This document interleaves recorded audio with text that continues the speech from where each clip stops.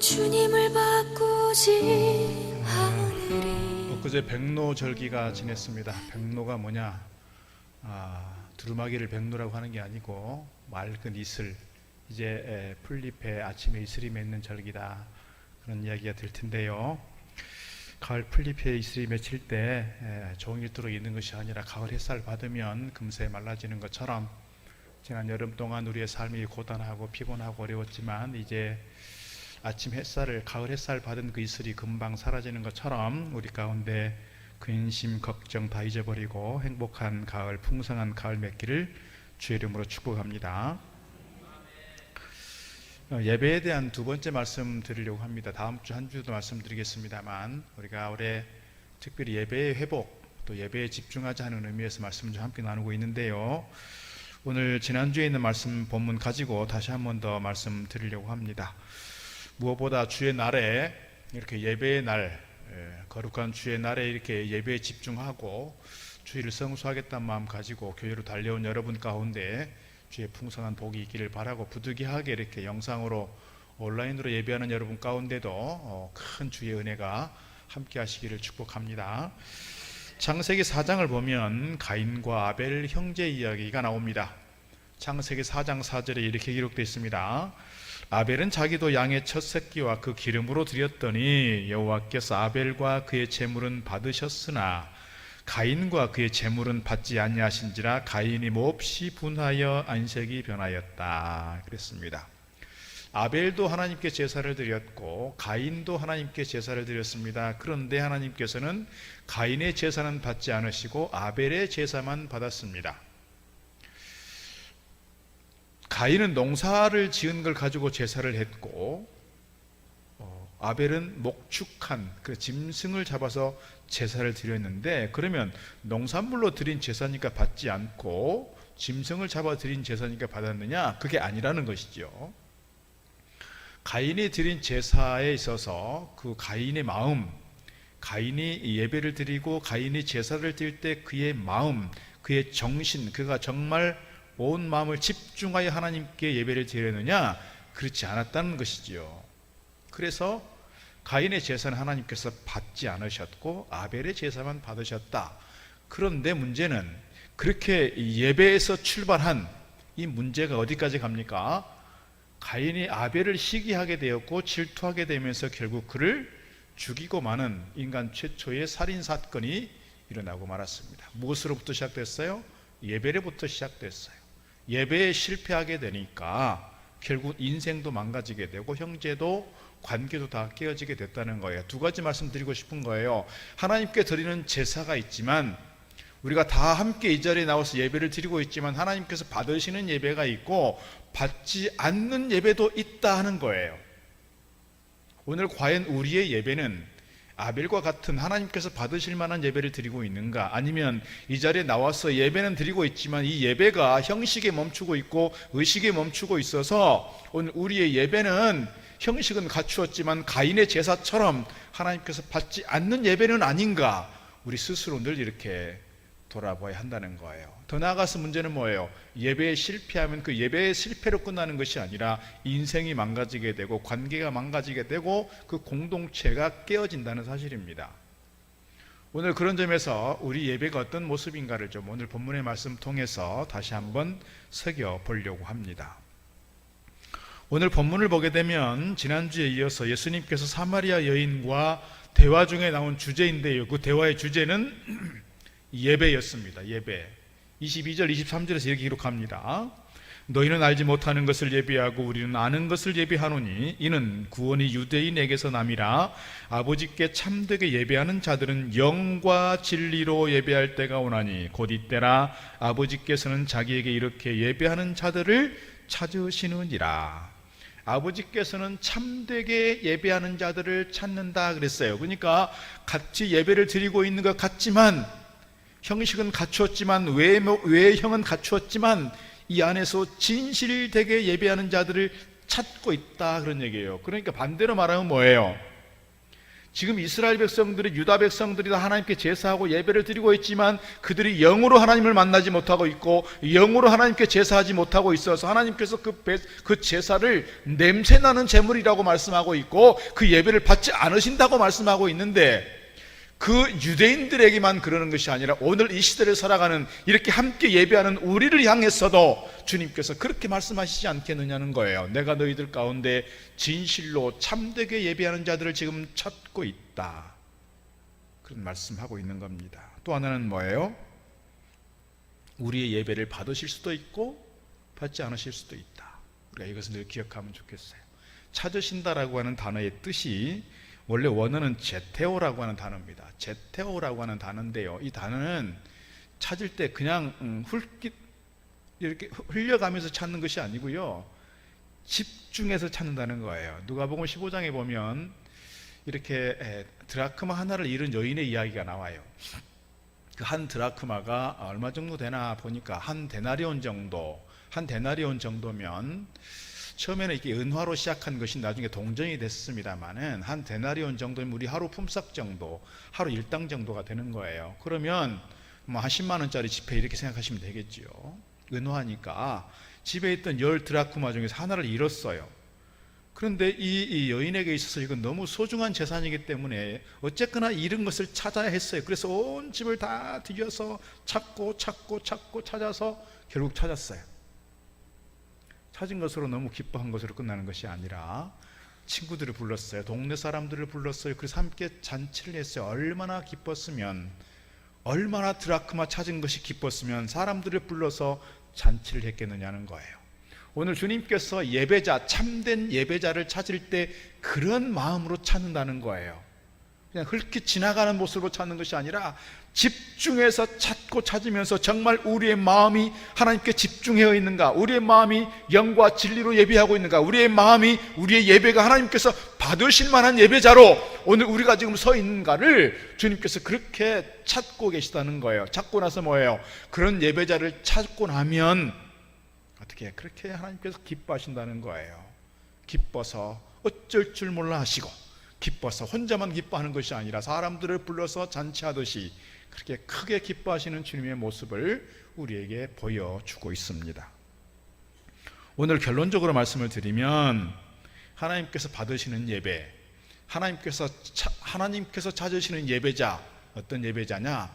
영과 진리로 드리는 예배, 그렇게 예배드리는 예배자 우리에게 가르쳐 주고 있습니다. 오늘 본문으로 조금 다시 돌아가 보면 주님께서 사마리아 여인과의 대화 가운데, 오늘 사마리아 여인은 사실 무슨 문제에 관심이 있냐면 예배에 관심이 있는 것 같아요. 그러니까 그가, 이 사마리아 여인이 지난 시간에 말씀 나눈 것처럼 남편이 여럿이고 그렇게 세상의 어떤 자기 욕망 덩어리로 살아왔는데 그것 때문에 자기 욕망이 다 채워졌느냐? 채워지지 않았어요. 여전히 그는 목마름이 있었고 갈증이 있었어요. 그런데 돌아보니 무슨 갈증, 무슨 욕망이 있느냐? 결국은 영적인 목마름이 있었던 거였고, 오늘 본문의 말씀 속에서 그 영적인 목마름은 결국 무엇으로 귀결되느냐? 예배로 귀결된다는 거였어요. 예배로.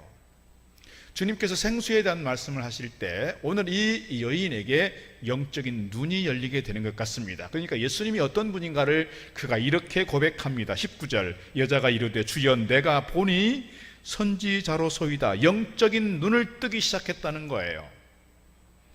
여러분, 사도 바울이 잘 나가던 사람이었잖아요. 남부러울 게 없었던 사람이었어요. 집안 배경도 그렇고 그가 학문을 했던 것도 그렇고 다 이렇게 시민권을 가진 것도 그렇고, 그가 남부러울 게 없던 사람이 주님을 만나게 되었어요. 주님을 만나게 되었고, 그가 나중에 누구를 찾아가냐면 아나니아를 찾아가게 되었고요, 아나니아를 통해서 그의 눈이 열려지게 됐어요. 사도 바울이 두 가지 눈이 있었다 그 말입니다. 하나는 세상을 보는 눈이 있었고요, 하나는요 영적인 눈이 있었어요.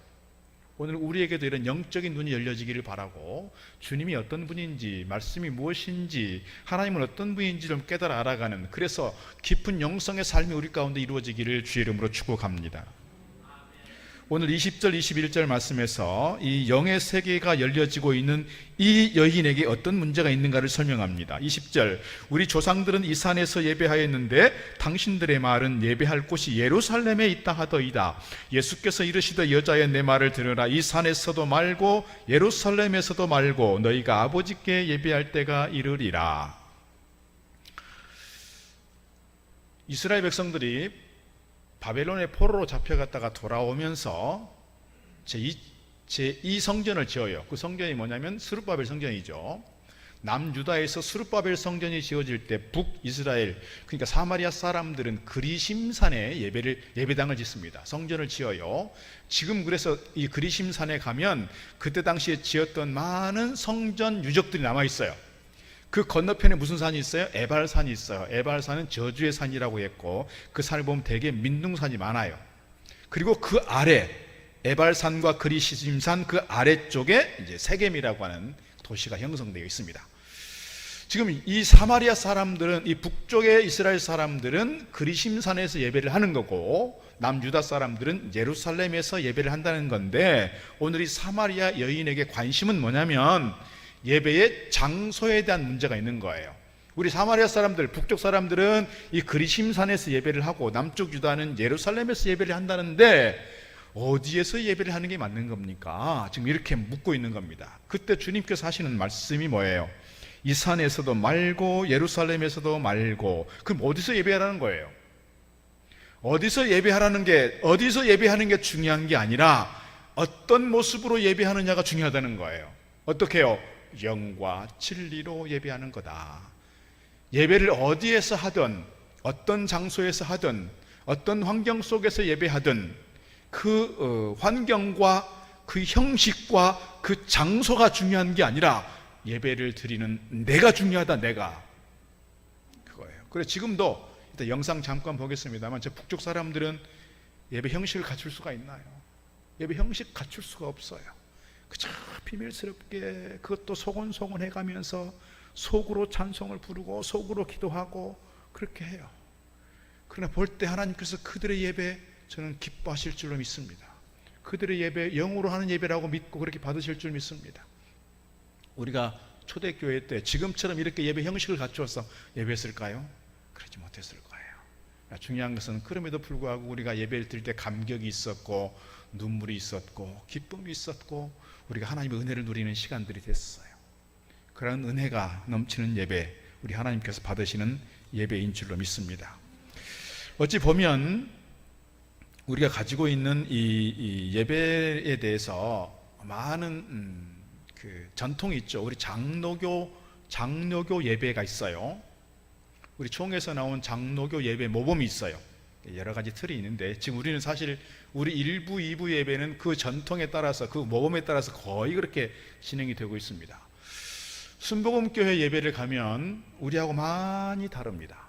얼마나 거기는 막 이렇게 찬양을 뜨겁게 하고 그렇게 하는지 몰라요. 또 감리교는 감리교대로 예배의 특성이 있어요. 또 침례교 가면 침례교대로 예배 특성이 있어요. 가끔씩 보면 그런 분들이 있습니다. 우리 교회 오신 분 중에 순복음교회 다니다 오신 분들은 우리 교회에서 예배를 드리면 심심하대요. 도대체 예배를 드리는지를 잘 모르겠대요. 우리는 조용하게 예배를 드리잖아요. 이렇게 찬송을 불어도 막 박수를 치거나, 물론 오후 찬양 예배나 뭐 수요 예배 때 박수를 치는 경우 종종 있지만 주일 1, 2부 예배 시간에 그런 경우가 거의 없어요.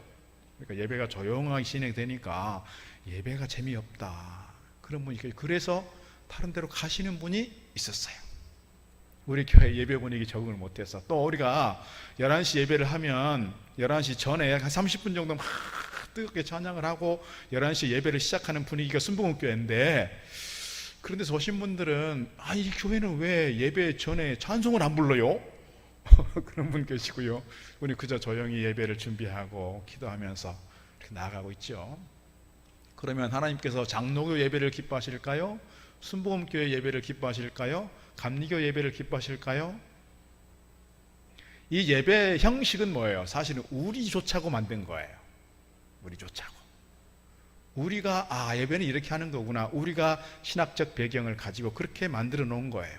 하나님께서는 순복음교회가 뜨겁게 예배하니까 그 예배를 받으시고, 장로교 예배는 조용히 드리니까 그 예배는 안 받고, 이게 아니라는 것이죠. 중요한 건 뭐예요? 예배를 드리는 내가 과연 영과 진리로 예배하고 있느냐, 이것을 우리 하나님께서 보신다는 거예요.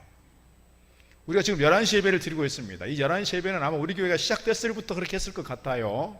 그러나 우리는 11시 예배만 드리는 게 아니죠. 7시 반 일부 예배가 있어요. 또 좀 규모가 있는 교회들 보면 7시 반, 11시 예배만 있는 것이 아니라 9시 예배가 있기도, 어떤 교회는요 11시 반에 예배하고요, 어떤 교회는 10시 반에 예배하고요, 어떤 교회는 12시에도 예배하고요. 예배 시간이 다 달라졌어요. 처음에 11시 예배만 드렸던 분들은 그렇게 시간이 달라지면 되게 불편할 것 같아요. 여러분 생각을 해보세요. 한 40년 전 저 청년 시절에 보면 이렇게 드럼이 예배당에 들어와 있다? 이거는 상상할 수가 없었던 거예요. 지금 물론 우리가 1부, 2부 예배 시간에 드럼을 치거나 뭐 기타를 치거나 하진 않지만 우리가 오찬양 예배나 수예배 때 계속 하고 있어요. 예배 형식이 많이 달라졌어요. 중요한 건 뭐냐면 우리가 가지고 있는 예배 형식과 예배 시간과 장소는 사실 우리의 문화가 되었고 전통이 됐어요. 그러나 그 관습과 전통과 문화가 중요하기는 하지만 그것이 사실은 본질이 아니라는 것이죠. 본질은 내가 어떤 자세로 어떤 마음으로 예배를 드리고 있느냐가 중요하다, 이렇게 말씀드릴 수가 있습니다. 오늘 23절 말씀 다시 보면 이렇게 됩니다. 아버지께 참되게 예배하는 자들은 영과 진리로 예배할 때가 오나니, 그랬습니다. 24절 말씀도 이렇게 기록합니다. 하나님은 영이시니 예배하는 자가 영과 진리로 예배할지니라, 그랬어요. 참된 예배는 영과 진리로 드리는 예배다. 영으로 드리는 예배는 뭐고 진리로 드리는 예배는 뭔가 조금 더 살펴보려고 합니다. 영으로 드리는 예배, 요즘 코로나로 인해서 온라인 예배를 드리시는 분들이 종종 있습니다. 코로나가 많이 이렇게 이제 엔데믹으로 가면서 이렇게 예배가 많이 회복이 되긴 했습니다만 여전히 지금도 온라인으로 이렇게 예배를 하는 분들이 계십니다. 부득이하게 몸이 약해져서 교회를 못 나오시는 분들도 계시지만 목사님 이제 저 교회 안 나갈 거예요, 온라인으로 예배할 거예요 하는 분들이 계시다고요. 특히 30대, 40대 젊은 분들 중에서 그런 분들이 간혹 있습니다. 이렇게 11시 예배를 하면 우리 교회가 타가부를 운영을 하고 있는데요, 타가부는 아이를 가지신 부모님들이 아이를 타가부에 맡기고 좀 예배당에 들어와서 좀 이렇게 안정적으로 편안하게 좀 경건한 마음으로 예배에 집중하도록 하기 위해서 타가부를 운영을 하고 있어요. 그래서 저는 그렇게 권면을 드리는 거예요. 할 수 있으면 아이를 데리고 온 부모들도 타가부에 아이들을 맡기고 예배당 안으로 들어오면 좋겠다. 2층 스크린 보고 예배를 할 게 아니고 예배 분위기가, 예배에 임하는 자세가 다르기 때문이에요. 여러분, 우리가 온라인 예배를 많이 들어왔어요. 사실은 코로나 때문에 교회가 아예 문을 닫고 온라인으로만 예배를 드릴 때가 있었어요. 여러분 한번 생각을 해보면 온라인으로만 예배를 드릴 때 내가 과연 교회 예배당에 나와서 예배를 드릴 때 그 마음가짐과 그 정신과 그 정성으로 똑같이 예배를 드려지느냐는 말이에요. 저부터가 잘 안 되는데요. 집중력이 떨어지고요, 흐트러지게 되고요, 다른 거 자꾸 쳐다보게 되고요. 그런 점에서 저는 가능하면 온라인으로 예배를 드리지 않고 이제는 교회를 나오면 좋겠다. 그리고 스크린으로만 예배를 드릴 것이 아니라 가능하면 예배당 안에 들어와서 예배를 드리면 좋겠다, 이렇게 말씀드리고 싶은 거예요. 왜요? 예배당 안에 들어와서 예배할 때 우리의 마음이 조금 더 모아지게 되고 집중하게 되고 하나님께 우리가 예배할 수 있기 때문에 그렇습니다. 사실 우리가 영으로 예배를 드린다고 말할 때 하나님은 영이시기 때문에 우리가 하나님께 예배한다, 이렇게 말씀하고 있는데요, 우리가 하나님과 영적인 교제, 영적인 교통이 이루어지는 것인데, 그래서 영적으로 예배 시간에 주님을 만나는 거다, 이렇게 말씀을 지난 시간에 드렸는데, 그 예배라고 하는 것이 사실 우리가 하나님과 교통할 수 있고 하나님과 같이 만날 수 있는 영적 존재는 아니었잖아요. 에베소서 2장 말씀에서 우리는 사실 죄와 허물로 죽을 수밖에 없었고 심판받을 수밖에 없었고 망할 수밖에 없었던 사람들이지만, 그러나 주님의 십자가로 인해서 우리가 구원받게 되었고 우리가 거듭남의 영을 가지고 주님을 만나게 되었으니 우리는 영으로 주님께 예배하는 거예요. 좀 어려운 얘기지만 그렇습니다. 이걸 조금 더 쉽게 말씀을 드리자면 우리가 마음과 우리의 힘을 다 하고 집중해서 우리가 하나님께 찬양하고 예배하고 하나님께 나아가는 것, 이렇게 우리가 생각을 하시면 좋을 것 같습니다. 예배가 의식이기 때문에 사실 의식을 갖추는 것도 필요하긴 합니다. 그러나 어떤 틀 안에 갇혀서 그 의식이 우상이 되어 버린다면 이것은 뭐냐? 이것은 형식주의가 되고 말 것이다. 이렇게 말씀드리고 싶습니다. 그런 점에서 오늘 우리가 어떤 형식에 매이는 것이 아니라 예배를 드리는 과정 속에서 내가 과연 영으로 예배하고 있는가, 내가 정말 거듭남의 영을 가지고 주님을 깊이 있게 만나고 있고 주님께 나아가고 있는가를 늘 돌아보면 좋겠습니다. 그래서 내 예배가, 내가 드리는 예배가 하나님께서 거절하시는 예배가 아니라 하나님께서 받으실 만한 예배로 될 수 있도록 우리가 함께 나아가야 할 줄로 믿습니다. 마태복음 15장 8절 말씀 보게 되면 이렇게 기록하고 있습니다. 이 백성이 입술로는 나를 공경하되 마음은 내게서 멀도다 그랬습니다. 지금 이스라엘 백성들이 하나님께 다 제사는 드려요. 형식은 갖췄어요. 금식도 해요. 11조도 해요. 그런데 하나님께서 그들의 예배를 받지 않겠다 말씀하세요. 이유는요, 그들이 형식은 갖추었으되 마음은 다른 곳에 가 있구나 이 말이에요. 마음은 다른 곳에 가 있구나. 저도 예배 시간 이렇게 제가 예배 인도하면서 설교도 직접 합니다만은 하다 보면 저도 이렇게 가끔씩 틀릴 때가 있어요. 제가 예전에 부목 살 때 그런 얘기 많이 들었는데, 제가 웬만하면 이렇게 틀리지 않고, 또 제가 좀 기질적으로 좀 완벽주의적 기질이 있어가지고 틀리면 제가 제 스스로를 막 자학을 하거든요. 그러니까 안 틀리려고 막 애를 써요. 그러니까 잘 안 틀리는데, 요 근래 와서 제가 가끔씩 틀려요. 교동문도 틀리게 하고 찬송 가사도 틀리게 하고 성경도 막 틀리게 읽고. 왜 그럴까요? 집중력이 떨어져서 그러는 거예요. 집중력이 떨어져서. 이게 하나의 형식의 어떤 집중력이긴 하지만 우리가 예배할 때 우리의 마음이 이곳에 모여 있고 우리의 마음이 주님께로 집중하지 않고 자꾸 다른 생각하게 되면 우리 예배는 흐트러진단 말입니다.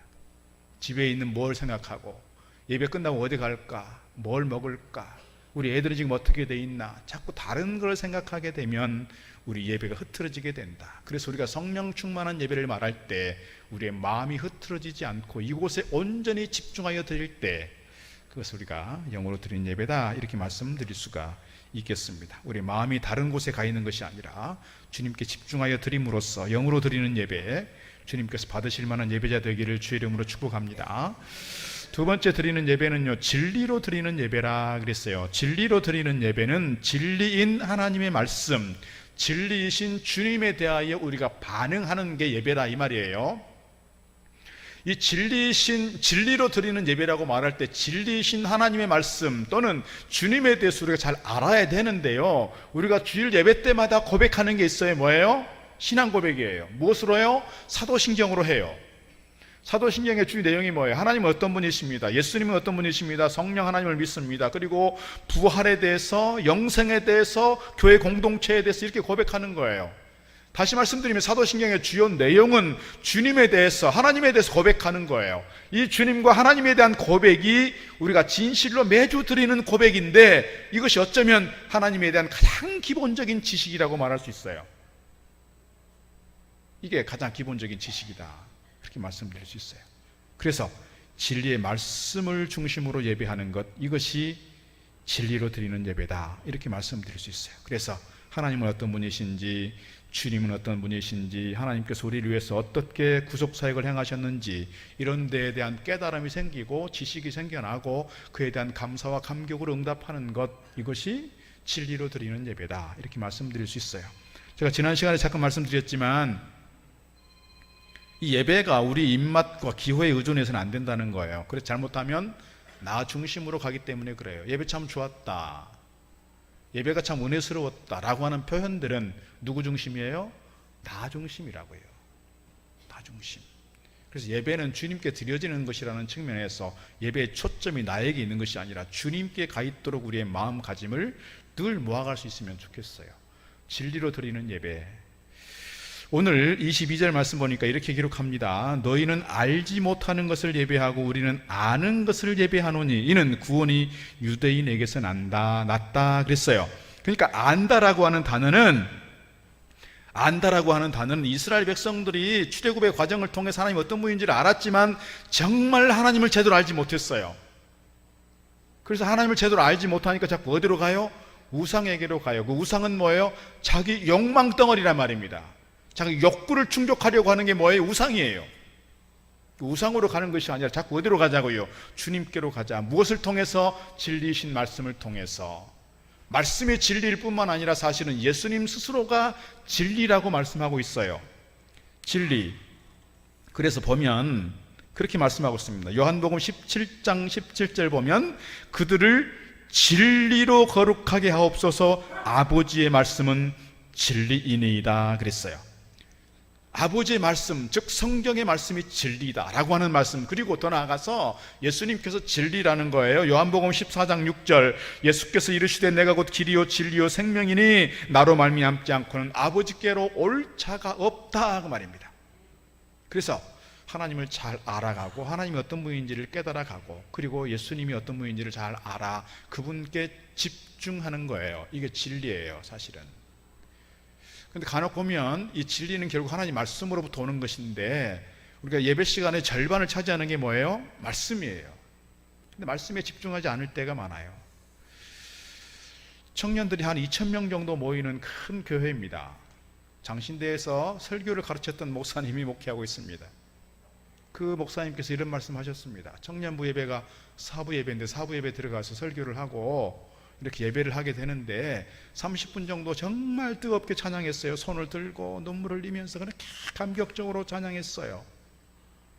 찬양이 끝나고 설교하러 올라갔는데요, 청년들이 다 뭐하고 있냐? 자기 핸드폰만 보고 있는 거예요. SNS만 하고 있어요. 설교에 집중하지 않아요. 말씀에 집중하지 않아요. 너무너무 이 목사님이 처음에 그 교회 부임해가지고 너무너무 속상하고 안타깝고, 그래서 그 생각을 했다는 거예요. 이렇게 찬양을 열심히 했던 이 찬양은 도대체 어떤 것인가? 카타르시스인가? 자기도취인가? 찬양을 드리면서 주님을 깊이 만나는 것 같은데 뭐가 없어요? 뿌리가 없어요. 말씀이 없어요. 말씀을 듣지 않아요. 말씀에 집중하지 않아요. 자기 감정에 빠져 있는 거예요. 자기 중심이 되어버리는 거예요. 말씀을 들으려고 하지 않아요. 또 한 교회가 있습니다. 남산 밑에 있는 한 대학 강당을 빌려서 교회하던 분입니다. 그 교회도 청년들이 막 몇천 명이 모이는 교회가 됐어요. 청년부 예배 때 설교하고 이제 예배를 잘 드렸어요.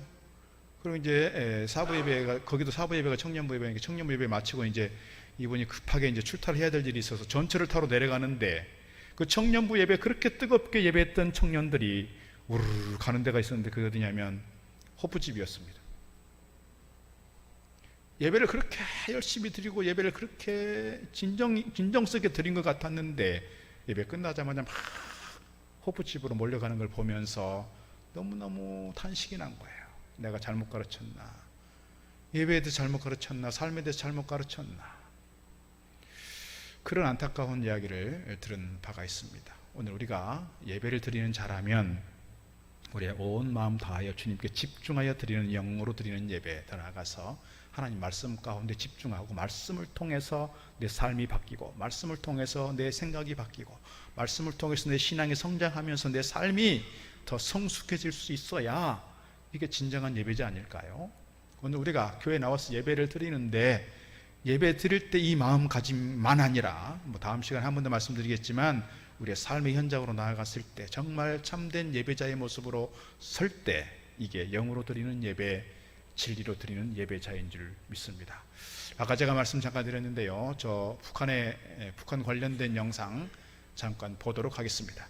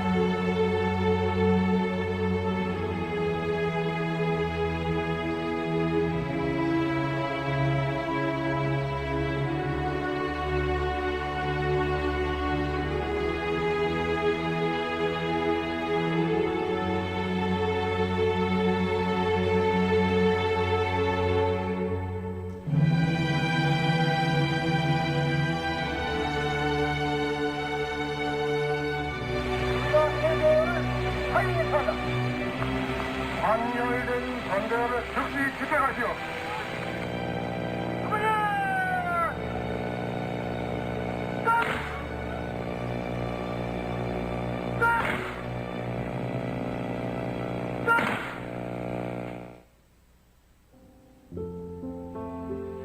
하나님, 저희가 다 무너졌습니다. 이제 양팔고 피다리 팔고 선판을 하나님 교회 다 무너진 이때에 하나님 다시 신령과 진리에 법된 교회가 살아나게 하시는 오늘날 얼마나 많이 숨겨있습니까? 이 피에 기초가 되고 저희 그리스도의 토가 하나님 구원의 표가 되어서 이 민족을 하나님으로 이곳을 파리시게 하시려고 아버지 역사하는 역사에 일선이 야들이 맞았습니다. 아버지 하나님 감사합니다. 하나님 선된 교회 비로소 오늘도 살아있고 아버지 동원하시고 이곳까지 주의 보에서 나타나시길 합니다.